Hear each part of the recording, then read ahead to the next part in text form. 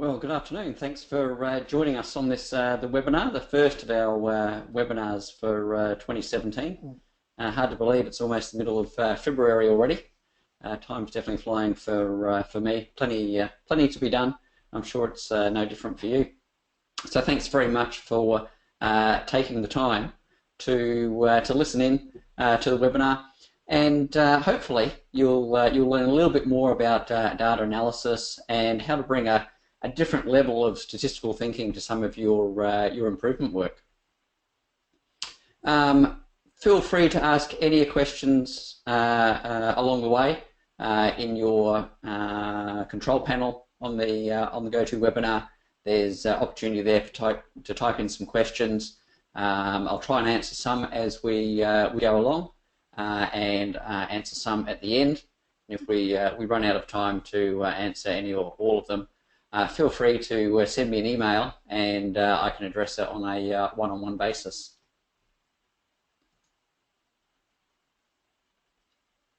So a quick poll just to make sure your systems are working, make sure you're actually there, and also to just find out a little bit about your current knowledge around statistics. So let's just launch the poll. Just leave it open for a couple of minutes. So the question is, what is your current skill level in applying data analysis and statistical thinking? So your answers are anonymous, so feel free to be quite honest. It'll just help me pitch the conversation at the right level and try and have something for everyone. And for those of you who are quite advanced in your thinking and almost an expert, you'll have the opportunity to have a copy of this webinar. Will be posted on the website. So whilst you may not necessarily learn something new, what you will learn is a way to engage with others. So you might, for those people that are struggling with some statistical thinking that you work with, you might point them to the webinar link, and it might give them some insights. So it looks like everyone's almost everyone has voted. A couple of people have just joined us late, so I'll just give them another minute or so, 30 seconds perhaps, to record their answers, and then I'll share those answers with you.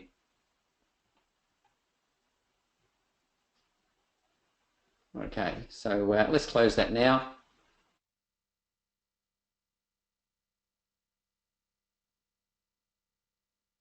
The results. So over all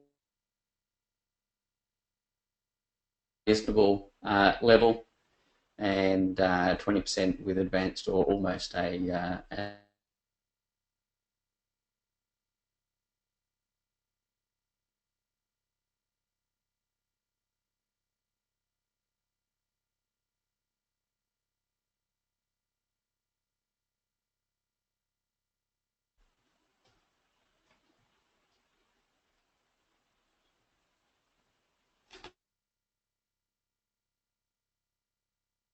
the technology here.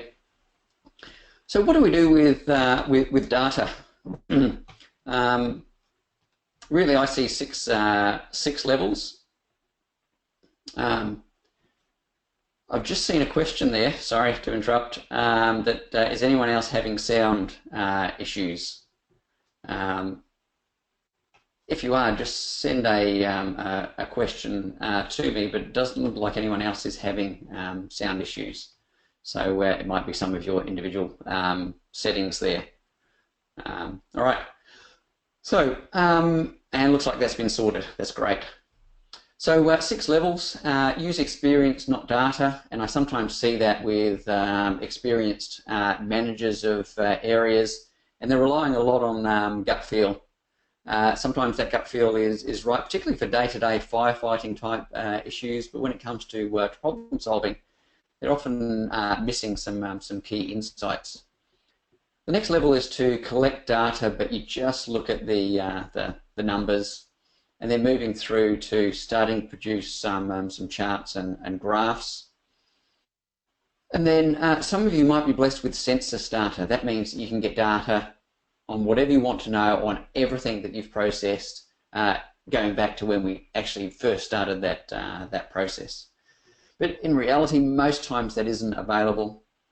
Some of you will be using sample data and describing that sample. And where we'd like people to get to is we're taking a sample and we're inferring something about the entire population based on that sample. So we're going to work through these levels and hopefully give you some additional information and some motivation to be moving up to this highest level.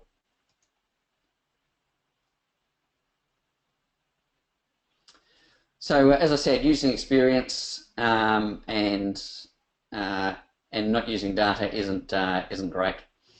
So imagine that you work in a large contact center. So we're going to use this as our scenario for the session.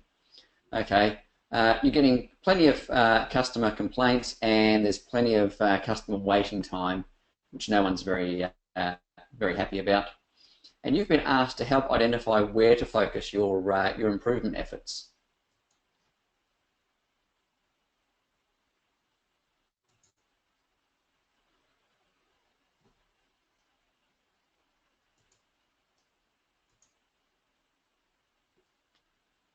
So if you were to collect the data and just look at the numbers, there's some data that we've got. We've got actually 200 calls in total for each team. There's 5 teams, and we want to start doing some comparisons between the teams to see if anyone is taking longer on the calls than what we would like, because that would be causing long wait times and potentially frustrated customers. So, and I have seen people who have, I've been training at Greenbelt level, and they start to scroll down their data to start to identify where there's some anomalies in the data. Not a great approach.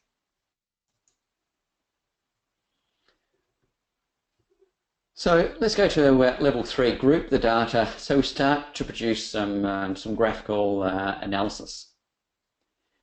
Now here's that data that we just looked at, and we've got a chart, a bar chart of the average call time across the 5 teams. We've plotted on here our organisations got an average call time of 240 as their target. Helps in their resourcing. Okay, and just before I get into the analysis of this, I would strongly advocate that you do not produce one of these charts, but I do see far too many of them being shown in presentations. Okay, and I'll explain why in just a minute. But you can see here, Team E seems to be the best performer. They're getting through their calls a little quicker than the others. Team B and D are, you might argue that they're meeting the target, and A and C are above the target line. I know some of you, particularly those who said, "Yep, you're very experienced," you'd also be looking at that, going, "Nah, John, there's a much better way," and that better way to show the chart is a box plot. So, for those of you who aren't familiar with a box plot, here's the box plot here. This is the bottom 25% of the data with some outliers and in this case unusually low values. Then we've got the next 25% and the median. Then you've got the next 25% and the top 25% of the data. So each of these areas are called quartiles. We've got the bottom quartile, the 2 middle ones that make up the 50%. And the top quartile. So how does that apply with some analysis? Well, here's the same data, and we've taken a box plot. We've created a box plot for each team. And you can see on here, team A, B, C, and D are reasonably similar in the shape of their box plot. But you can see team E has a huge amount of variation. And very interesting in this data set that we've got a cluster of unusually low values all around the 0 mark. And I have seen that in a call center. That's why I created this example, where a team was being applauded at having their short average call times, but a couple of sneaky people were, as they were talking to the customer, they would just hang up, and they would have a 5-second call that would bring their average down. Okay, and if you're only looking at a bar chart, you won't see that. A box plot gives you a lot more analysis. So let's go on to another chart here. So this is a time series plot. So the data here, we've got 1,000 data points, remember 200 per team, and they've been plotted in chronological order. So this is the most recent call on the far right, and the oldest call is on the far left. And it looks like there's a lot of variation in that process, clustered around that average of 240, with some unusually low values and unusually high values. But still, it doesn't give us that many insights using a dirty old time series plot. Very easy to produce in Excel, but not all that powerful. So taking that time series thinking to a next level is a control chart, also known by the acronym SPC, Statistical Process Control, or also called Shewart's charts, produced by Shewart, and they've been around for about 80 years now. So it's not new thinking. The technology that we've got available makes it a lot easier for us to produce them. But what they do is they identify common cause variation, that variation that we get just every day, compared to special cause variation where there's something special going on in that process. And how do we identify the special cause? Well, from the data, the charts produce control limits, a lower control limit and an upper control limit that are based on 3 standard deviations from the mean. Now, the important thing with control charts is that they've got nothing to do with the customer requirement. They're just telling us, is the process stable or not, or is there something special going on in this process? And there's 8 tests that the control charts run to see if there are any unusual observations or unusual patterns in the data. So here's that data put into a control chart. This control chart is a X bar S chart, which means it's plotting the average. So we're plotting the daily average of the data. Excuse me. And we can see that there's a period in the middle there, signified by that the red dot, that we've got an increasing average, to the extent that we've got those 3 data points there that are all quite close to the upper control. That tells us that this process, there's something special going on in this process. It's kind of being tampered with, or maybe our customer type has changed, but it's not normal day-to-day variation that we're seeing in the process. And then we've plotted that data. Don't worry about the axes. I'll explain it to you because it is quite small there. The 6 charts there. The one on the top left is that overall one that we just saw, and then the next one's Team A and Team B, and then on the bottom row we've got Team C, D, and E, and they've all got a common scale on the vertical axis.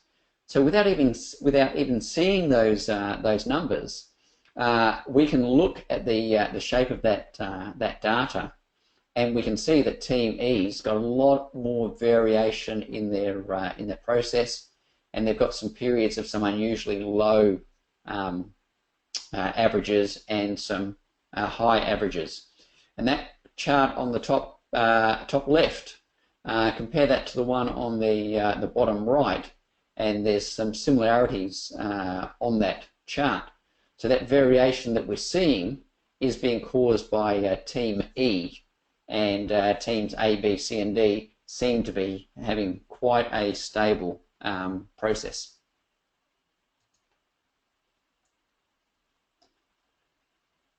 So moving on to the next level, moving away from some charts and graphs.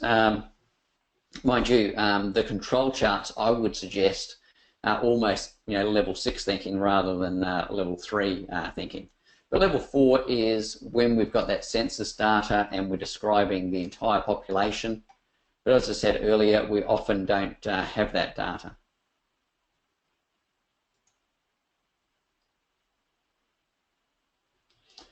So the next level, whoops, sorry, went one too many, using sample data with descriptive statistics. So we take a sample, but we only share the statistics from that data set.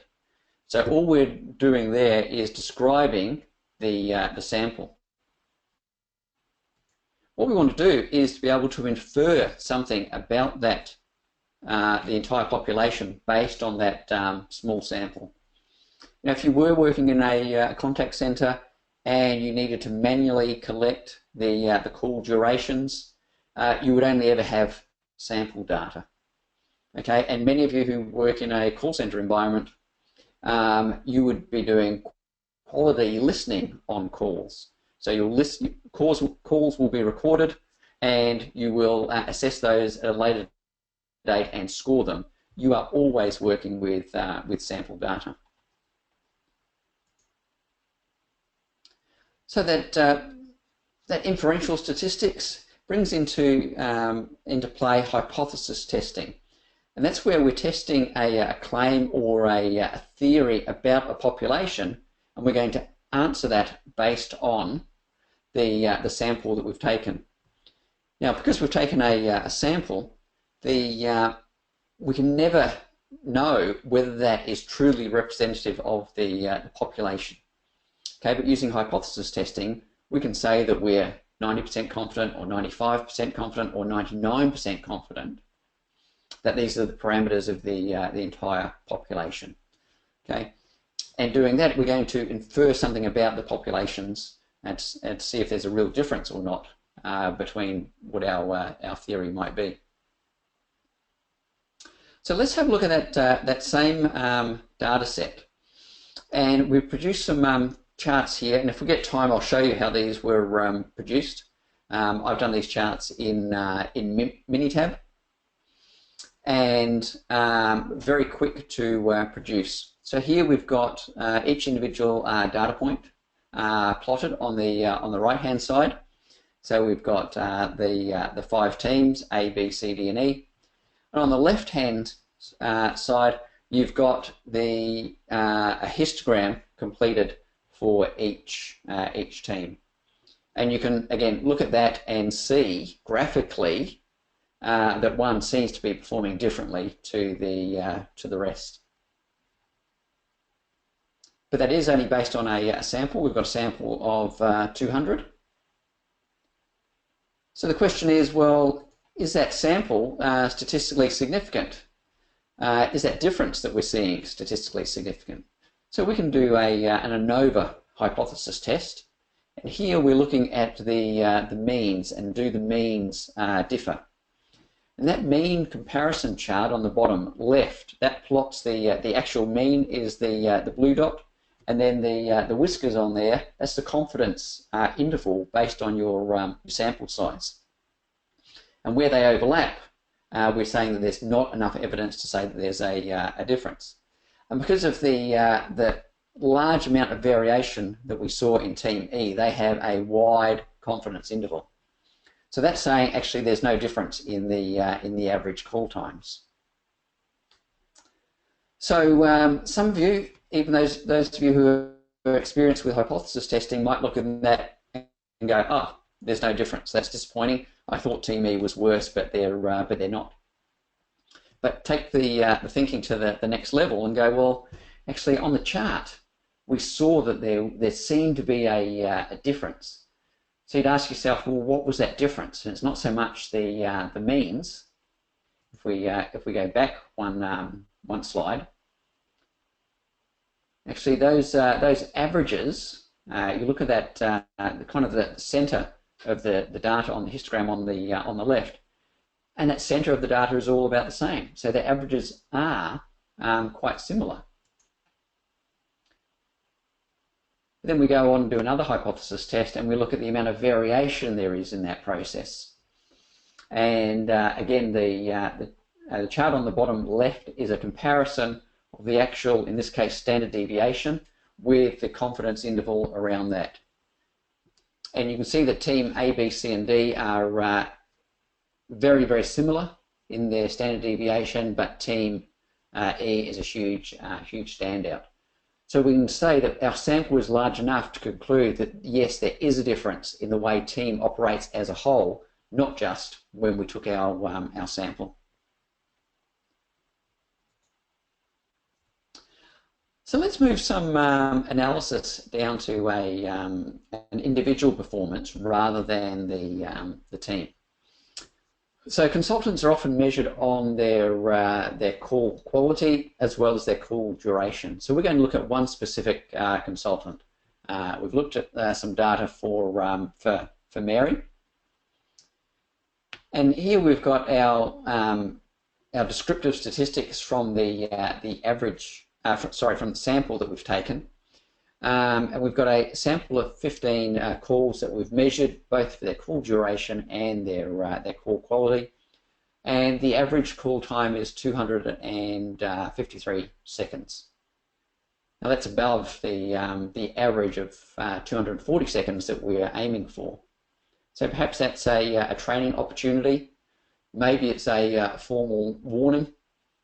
Maybe in some organisations I've seen, that's how performance bonuses are paid. So you might go, sorry Mary, no quarterly bonus for you because your call times are too long.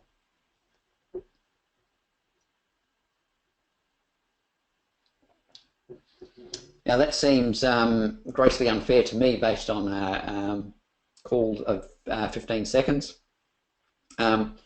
And some of you might be thinking, oh, actually, that's not a great example, John, because some calls need to take longer. I totally agree with you there, but kind of let's just use it as the scenario in this case.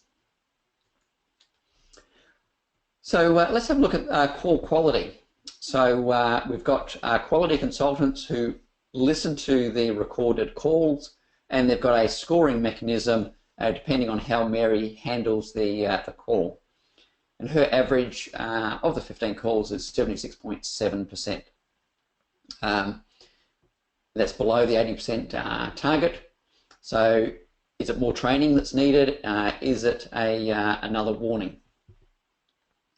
Let's take that thinking to a different level. So here's that same data in a histogram with some descriptive statistics. This is the call time. Okay, we can see there's a few 300-second calls on the right-hand side, and over on the left, a few at 200 and 220 seconds. But what this view also gives us down the bottom is the confidence intervals. So based on the 15 calls that we've sampled here, the average time is 253 seconds, but the confidence interval is anywhere between 233 at the low end and 273 at the high end. So we're saying, based on our sample of 15, we're 95% confident that across all of Mary's calls, that her average would be between 233 and 273. Okay, and 240 is within that confidence interval. So we can't say that Mary's taking longer for all her calls on average, because our sample doesn't support that theory. And if we look at the call quality, histogram produced again, yet the mean is 76, but the confidence interval is anywhere between 70 and 83, so quite a wide confidence interval. And that's because we've got a small sample. If we measured 150 calls instead of 15, our confidence interval would become quite tighter. So, and I have seen it before, formal warnings or remedial type training, or some motivation, intrinsic or extrinsic motivation, maybe a kick up the pants, maybe a prize if the worst performers can pick up their game. Chances are, if we took another 15 calls, she'd be under 240 seconds. It's just the way the luck of the data fell. We don't have enough data here to say that she's not meeting target. So let's just say we've had that discussion with Mary.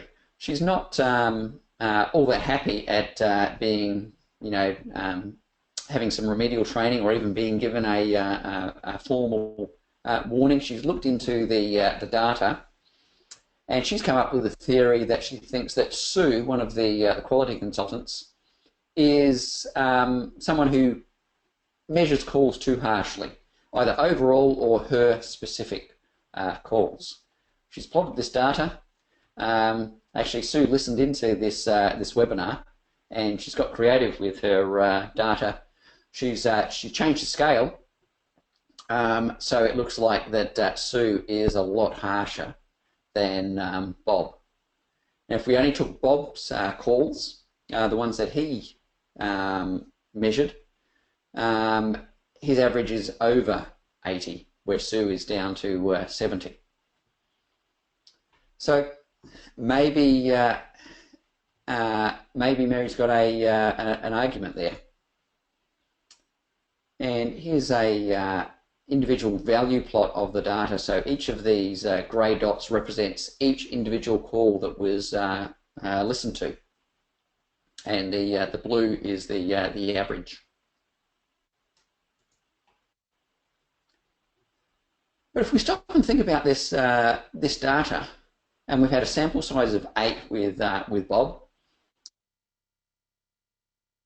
and 7 calls, maybe Bob was just lucky and got a few good calls. And you can see those 3 dots on the top left of the chart. They were some particularly good calls. Maybe it was a happy customer. Maybe Mary was having a particularly good day. And for Sue, you've got a couple of low calls there that are really dragging that average down. Maybe Sue does measure harshly. Maybe they were just 2 grumpy customers that we'll get from time to time.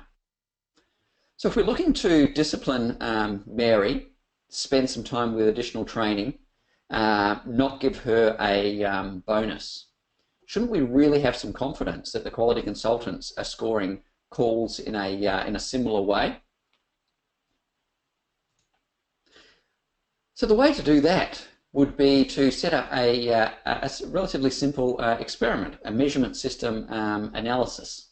This is quite a simplified version of a MSA, measurement system analysis. But we've got 15 recorded calls, and we've had Bob score them, and we've had Sue score the same calls, and we can match up the differences. So here on call 1, Bob's got he scored it at 63%, and Sue scored it at 66%, and so on. So we can do a paired comparison, because if Bob and Sue were scoring in the same way, identical. So we can do a hypothesis test on that. And the one that we're doing is a paired t-test. For those of you who have got some experience in the hypothesis test, the reason we're doing a paired t-test is that we've paired the calls. Excuse me a sec.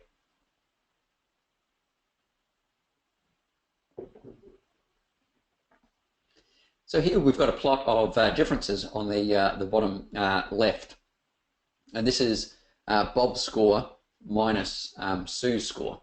The green line is the 0 mark, and the average score for Bob is 77, and the score for Sue is 79%. The average difference is 2%.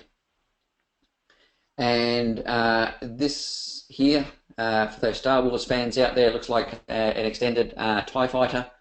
If you get into Minitab, you can make the dot larger, so it really does look like a TIE fighter. This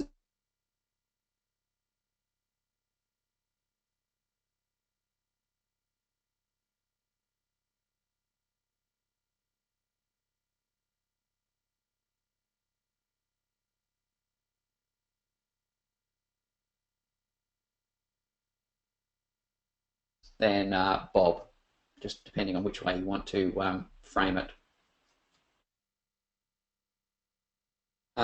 Looks like some of the audio might have cut out then. Hopefully it didn't drop out for too long.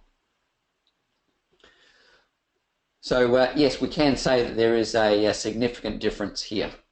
Sue is a more generous marker than Bob.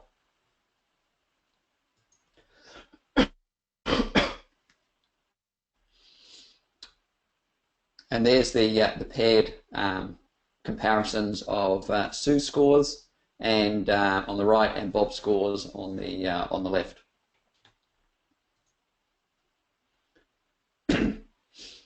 So let's pretend that you have implemented some changes, and you want to know, have you really made a difference?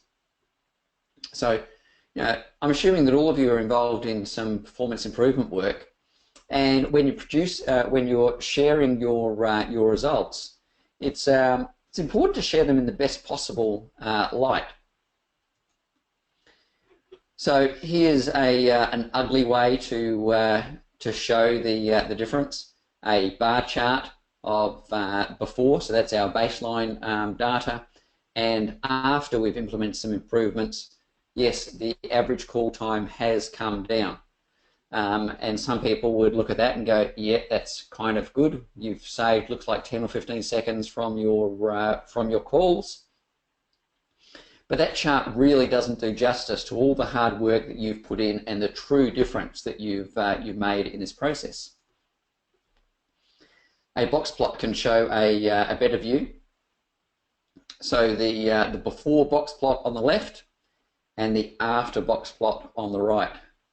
Okay, so yes, a slight drop in the average, but looking at the box plot, our target line of 240 runs through the middle of the box plot for before. 50% of our calls are taking longer than 240 seconds, and we've got some that are stretching out to the 7 and 8 minute mark. With our improvements in place, we've really tightened up the variation. Okay, so now we've got less than 25% taking longer than 4 minutes. And here's a before and after capability comparison. The software that I use for this is Minitab. Makes this type of comparison very, very easy. We can see that we have seen a reduction in out of specification calls, so calls less than 240 seconds. We've gone from 49% within 4 minutes, longer than 4 minutes, down to just 5% longer than 4 minutes. We've seen the average come down, and we've seen the variation come down. And the before and after box plots on the in the bottom left there show that quite graphically. And the hypothesis testing those P charts on the left, these ones here, tell us that yes, we have made a significant difference.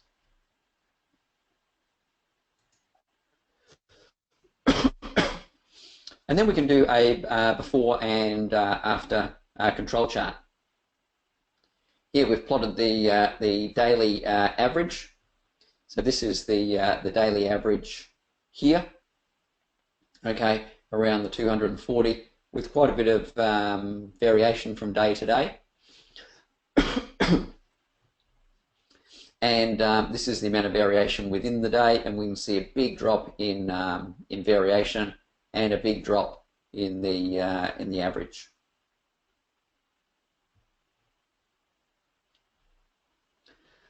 So let's go on to webinar poll question 2, and just to, again, it's anonymous. I will share the results from the group, but we can't identify the individuals. And we wanted to know, how well does your organisation, sorry, I'll just launch that one. How well does your organisation use data analysis in improvement work? So I'll give you a minute to look at that.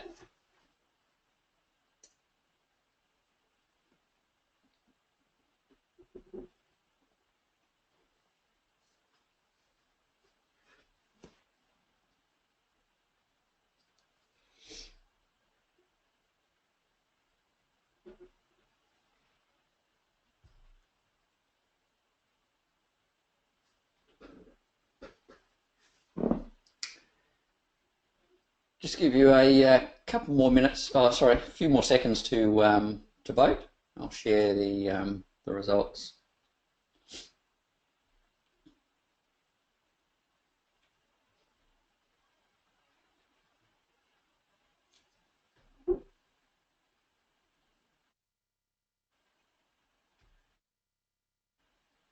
All right, let's have a look at the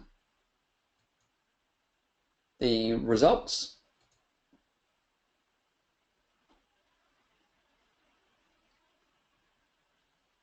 So a binomial distribution, just one or the other. 40% not very well, and 60% some pockets of excellence. And we've got a reasonable sample size with that survey. And that's not surprising, actually. My experience in organisations has been that some organisations just aren't great at graphical and statistical analysis. And sometimes you'll get some teams that are doing it particularly well. So the real challenge for us as continuous improvement practitioners is to move that up to consistently well, and then try and get to excellence. And the way we need to do that is to share the work that we're doing, get very good at the work that we're doing, and then introduce other people to it. So we need to be able to not just do it, but explain it and teach it.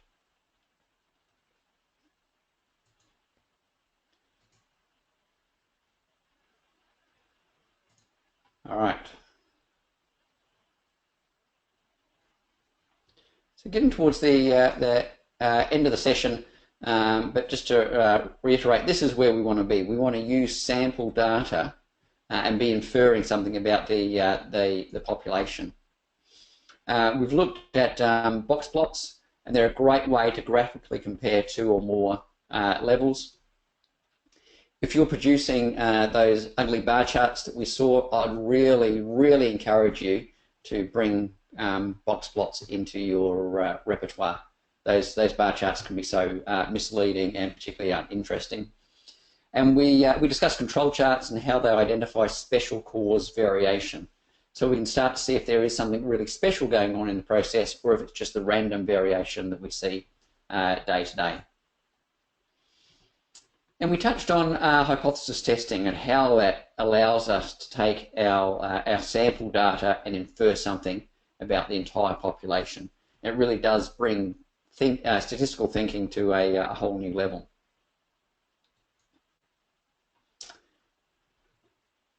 So if you need some help with your statistical thinking, we've got our Lean Six Sigma Greenbelt training, which we can run as a in-house program if you have a large group, or you can. We have a blended e-learning with a personal coaching component that we can tailor to meet your specific needs. So we can do it in groups of 2 or 3, or individual, and tailored coaching sessions, 1-hour coaching sessions, or longer or shorter small group coaching sessions, whatever's needed to help you with your improvement work. The prerequisite with that Greenbelt training is you're going to be working on an improvement project during the training cycle. Then if you want to take your, if you've got some basic skills but you want to take it to the next level, we've got our Lean Six Sigma Black Belt training coming up in a few months, kicking off in May with Module 1.